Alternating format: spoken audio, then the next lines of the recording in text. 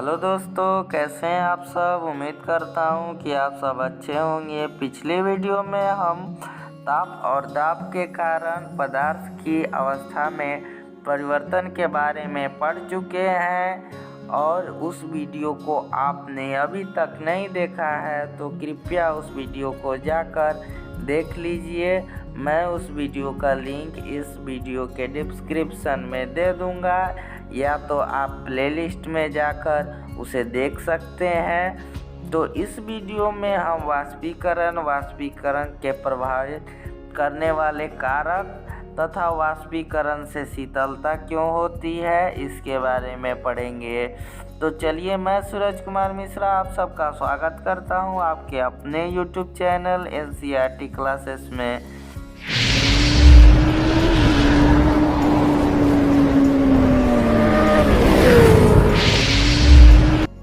सबसे पहले हम वाष्पीकरण को समझ लेते हैं कि ये कैसी प्रक्रिया है, कैसी क्रिया है।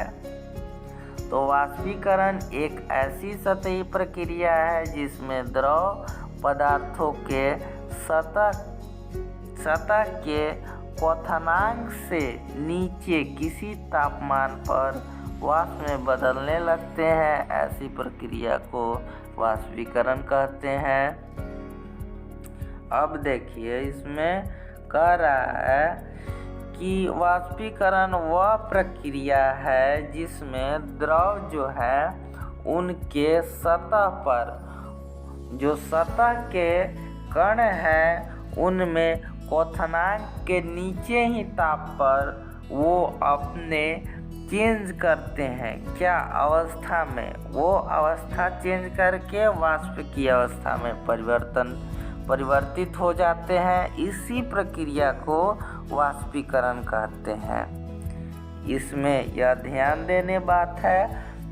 देने योग्य बात है क्या कि यह एक सतही प्रक्रिया है और ये द्रव के सतह पर घटित होती है। जो द्रव के सतह के कण हैं वो क्वथनांक के ताप के नीचे ही तापमान पर अपनी अवस्था में परिवर्तन करते हैं और परिवर्तन करके वो वाष्प की अवस्था में बदल जाते हैं। तो ये बात आप लोग ध्यान रखिएगा। तो सतह पर उपस्थित कण के उच्च गतिज ऊर्जा के कारण वे अन्य कणों से अपना आकर्षण बल को तोड़ देते हैं या आकर्षण बल से मुक्त हो जाते हैं और इसी कारण से वाष्प में बदल जाते हैं। क्या करते हैं? जो सतह के कण हैं वो दूसरे कणों से अपने आकर्षण बल को तोड़ देते हैं, उनसे मुक्त हो जाते हैं और वो कण गति करने लगते हैं और इससे वो वाष्प में परिवर्तित हो जाते हैं। इसी को क्या कहते हैं? इसी प्रक्रिया को, इसी चेंज करने की प्रक्रिया को क्या कहते हैं? वाष्पीकरण कहते हैं। ठीक, आगे देखिए, वाष्पीकरण को प्रभावित करने वाले जो कारक हैं, क्या क्या वाष्पीकरण को प्रभावित करती हैं, उनमें बढ़ोतरी लाती हैं, कमी लाती हैं, उसका नुकसान करती हैं, क्या करती हैं, वो सब को देखते हैं अब कि वाष्पीकरण के प्रभावित करने वाले कारक। ये सतही क्षेत्रफल पर डिपेंड करता है। पहला तो ये सतही क्षेत्रफल पर डिपेंड करता है। क्या? सतही क्षेत्रफल बढ़ाने से वाष्पीकरण की दर बढ़ जाती है। क्यों? क्योंकि क्षेत्र जितना अधिक होगा उसके ऊपरी कण जो होंगे उतने ही ऊपरी कण अपनी गतिज ऊर्जा में वृद्धि करेंगे और वाष्प में परिवर्तित होंगे। यदि सतह के क्षेत्रफल छोटा होगा क्षेत्रफल तो उसमें से कम वाष्पीकरण होगा। तो क्षेत्रफल को बढ़ाने से क्या होता है? वाष्पीकरण की दर बढ़ जाती है। ठीक, अब दूसरा कह रहा है कि तापमान में वृद्धि। यदि तापमान को बढ़ा दिया जाए तापमान को 100 डिग्री सेल्सियस से नीचे ही रखना है, लेकिन अगर क्वथनांक से नीचे ही रखना है, लेकिन अगर तापमान को बढ़ा दिया जाए उससे थोड़ा, या 25 है डिग्री सेल्सियस है तो 25 डिग्री से 35 डिग्री कर दिया जाए, तो क्या होगा, वाष्पीकरण की दर में वृद्धि होगी या बढ़ जाती है। उसका दर, जो वाष्पीकरण करने का दर है वो बढ़ जाते हैं, क्योंकि पदार्थ के कणों की गतिज ऊर्जा भी बढ़ जाती है। वो अधिक ऊर्जा अवशोषित करते हैं और गति करने लगते हैं और अवस्था परिवर्तन करते हैं। आर्द्रता भी वाष्पीकरण को प्रभावित करता है। कैसे? तो अगर हवा में आर्द्रता है, हवा जो चल रही है वो नमी युक्त है, उसमें पानी के कण है, उसी को कहते हैं नमी युक्त, याद्र उसी को कहते हैं। तो उसमें पानी के कण है, तो वो क्या करेंगी, वाष्पीकरण की दर को घटा देंगी, क्योंकि वातावरण में जब नमी होगी तो तापमान में कुछ कमी आ सकती है, इसके कारण वो वाष्पीकरण को कम कर देगी। क्या कर देगी? कम कर देगी। अब ज़्यादा आर्द्रता ये नुकसानदायक है, और कम वाष्पीकरण, ठीक। तो ज़्यादा आर्द्रता और कम वाष्पीकरण, ये दोनों बात आपस में रिलेट करती हैं। कैसे? यदि ज़्यादा आर्द्रता वायु में है तो वाष्पीकरण कम हो जाएगा, यदि वाष्पीकरण कम हो रहा है तो वायु में ज़्यादा आर्द्रता है। ये दोनों बात आपस में रिलेट करती हैं। और चौथा जो कारक है, चौथा है वायु की गति भी है वायु की, वो भी डिपेंड करता है उस पर। यदि वायु की गति धीमी है, धीरे धीरे हवा चल रही है, तो वाष्पीकरण क्या होगा? कम होगा।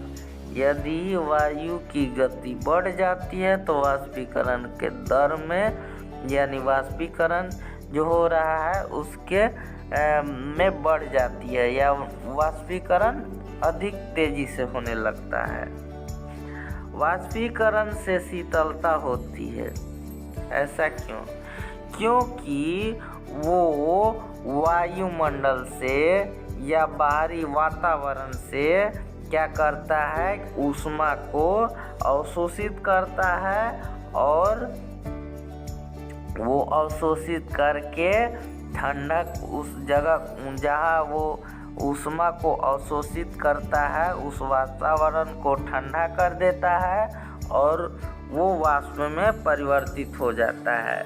इसीलिए वाष्पीकरण से शीतलता प्रदान होती है। यहाँ लिखा गया है कि वाष्पीकरण की प्रक्रिया के दौरान लुप्त हुई ऊर्जा को पुनः प्राप्त करने के लिए द्रव के कण अपने आसपास के वातावरण से ऊर्जा अवशोषित कर लेते हैं।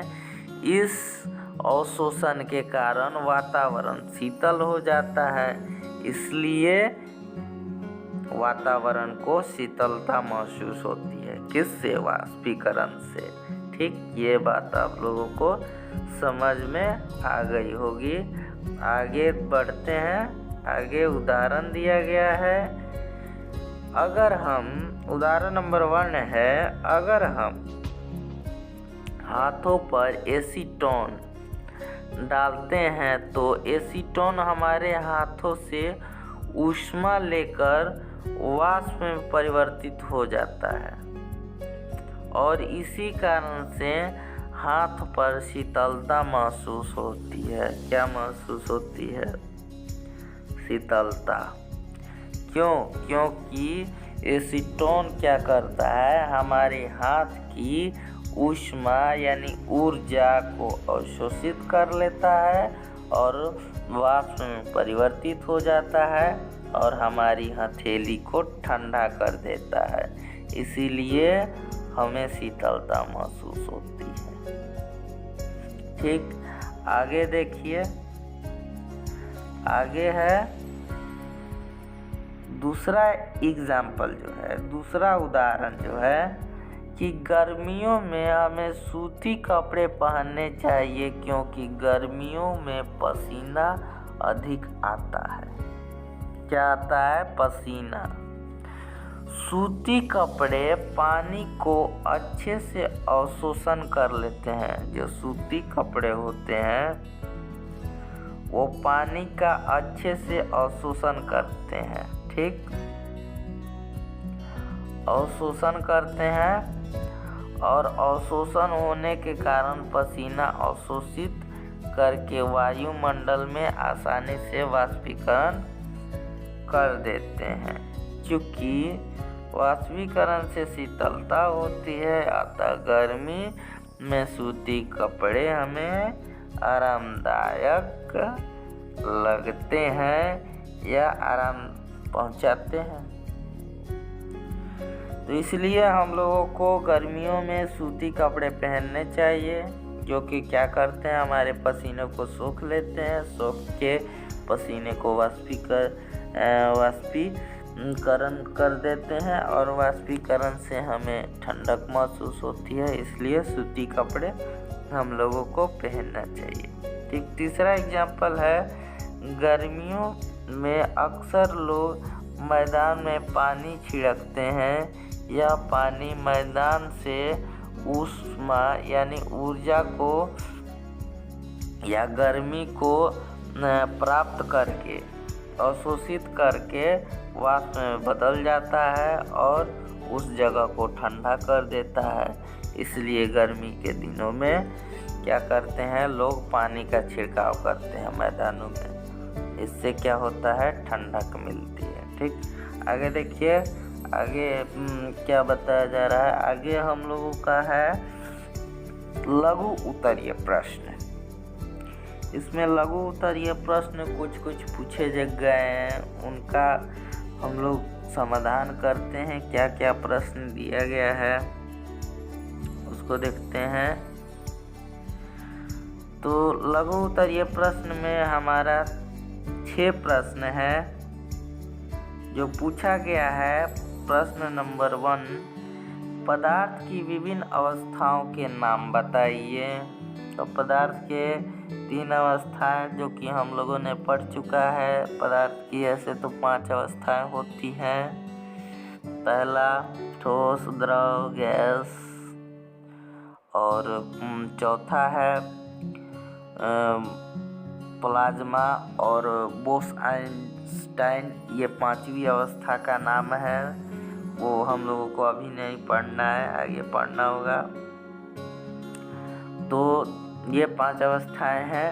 और दूसरा क्वेश्चन कहता है कि ठोस या द्रव में किसका घनत्व अधिक होता है, स्पष्ट कीजिए। ठोस द्रव में ठोस का घनत्व अधिक होता है क्योंकि उनके कण पास होते हैं। घनत्व बराबर क्या होता है, द्रव्यमान बटा आयतन। तो आयतन क्या, घनत्व क्या होता है, द्रव्यमान बटा आयतन। तो बर्फ का गलनांक क्या है। ठीक, बर्फ का जो गलनांक है वो 0 डिग्री सेल्सियस है। उस पर बर्फ गलने लगता है। ठीक, और जो एल्कोहल है, एल्कोहल का क्वथनांक जो है 78 डिग्री सेल्सियस है।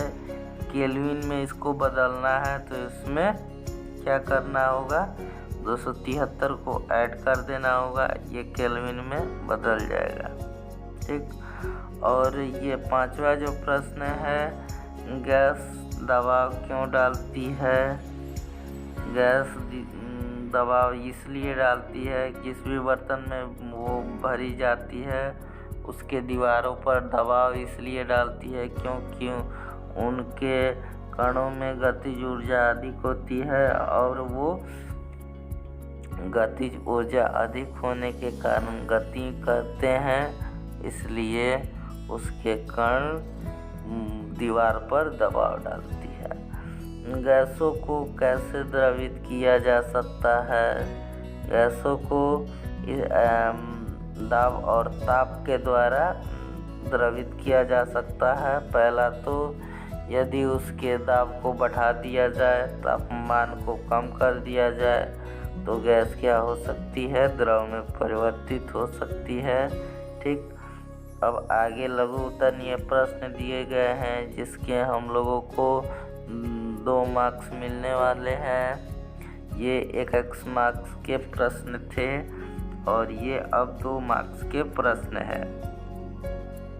2 मार्क्स वाले प्रश्न को देखते हैं कि 2 मार्क्स वाले प्रश्न कैसे हैं।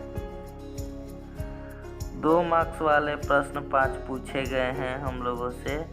तो पहला प्रश्न है, भौतिक और रासायनिक गुण के आधार पर पदार्थ का वर्गीकरण कीजिए। भौतिक गुण के आधार पर पदार्थ को 3 भागों में बांटा गया है और रासायनिक गुण के आधार पर पदार्थ को तत्व, यौगिक ऐसे बांटा गया है। तो वो भी हम लोग आगे के अध्याय में पढ़ेंगे, वो भी आगे के अध्याय में हम लोगों को पढ़ना है। और दूसरा जो है, ठोस कार्बन डाइऑक्साइड को सूक्ष्म बर्फ क्यों कहते हैं। ये जो है अत्यधिक ठंडा बर्फ है और इसे बहुत ज़्यादा ठंडा है, जो माइनस में रहता है, इसलिए इसे ड्राई आइस या शुष्क बर्फ कहा जाता है। बहुत ज़्यादा ठंड के कारण तो बहुत ज़्यादा ठंडा ये रहता है, इसलिए इसे ड्राई आइस कहते हैं। ईथर या एसीटोन जैसे द्रव ठंडे स्थान में रखे जाते हैं, क्योंकि वातावरण की गर्मी को ये सोख लेते हैं और सोख के ये वाष्प में परिवर्तित हो जाते हैं। इसलिए इन्हें ठंडी जगह पर रखते हैं कि वातावरण से गर्मी न अवशोषित करे और ये वाष्प में परिवर्तित न हो। नहीं तो पता चलेगा कि जो द्रव था वो सभी वाष्प में परिवर्तित हो गया। ठीक, और वाष्पन दर बढ़ाने के कारक 2 कारक बताइए। पहला तो क्षेत्रफल में वृद्धि करना और दूसरा कि ताप को बढ़ा देना। ये 2 कारण हैं। घरों में कौन सी गैस संपीड़ित रूप में सप्लाई की जाती है। जो घरों में और अस्पतालों में है वो संपीड़न हुई गैस एलपीजी घरों में सप्लाई होती है, जो कि ईंधन का काम करती है। और संपीड़न के रूप में अस्पतालों में ऑक्सीजन इस्तेमाल होता है, जो कि सांस लेने में यूज़ किया जाता है। मनुष्य की वो प्राणवायु कहलाती है वो गैस, और वो सांस लेने में यूज होता है। अब लघु उत्तरीय प्रश्न, इसके 3 मार्क्स मिलेंगे हम लोगों को। ये प्रश्न 3 दिए गए हैं हम लोगों को। इन प्रश्नों को एक बार देख लेते हैं कि ये प्रश्न किस तरह के हैं। ये प्रश्न है लघु उत्तरीय प्रश्न 3 मार्क्स वाले। पहला प्रश्न, लोहे, रबड़ बैंड और चौक के बीच आकर्षण बल की तुलना कीजिए। जो लोहे हैं उनमें अत्यधिक उनके कणों के बीच आकर्षण बल होगा, और उसके बाद रबर बैंड है और उसके बाद चौक। ठीक, ऐसे है। तो पानी, दूसरा नंबर क्वेश्चन है कि पानी, चीनी और ऑक्सीजन को उनके कणों के बीच बढ़ते हुए आकर्षण बल के क्रम में व्यवस्थित कीजिए। पहला है चीनी, इनमें अत्यधिक इनके कणों के बीच आकर्षण बल है। उसके बाद है पानी, उसके बाद है ऑक्सीजन। ठीक, तो अब तीसरा प्रश्न जो है, क्वथनांक, गलनांक और वाष्पीकरण को परिभाषित कीजिए। क्वथनांक उसे कहते हैं किसी भी पदार्थ का वह तापमान जिस पर वह उबलने लगता है उसे उसका क्वथनांक कहते हैं। किसी भी पदार्थ का वह तापमान जिस पर वो ठोस से द्रव अवस्था में परिवर्तित हो जाता है उसे गलनांक कहते हैं। और वाष्पीकरण यह सभी तापों पर होने वाली एक सतही प्रक्रिया है जिसमें उस सतह के ऊपरी कण जो है वातावरण से ऊष्मा या ऊर्जा को अवशोषित करते हैं और वो वाष्प में परिवर्तित हो जाते हैं। और जो दीर्घ उत्तरीय प्रश्न दिए गए हैं ये 5-5 मार्क्स के हैं। जो हमारा पहला प्रश्न है, वाष्पीकरण को प्रभावित करने वाले कारक लिखिए।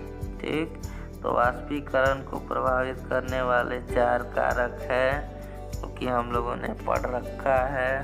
पहला, क्षेत्रफल में वृद्धि कर दीजिए तो वाष्पीकरण प्रभावित होगा। दूसरा, उसके ताप को बढ़ा दीजिए तो वाष्पीकरण प्रभावित होगा।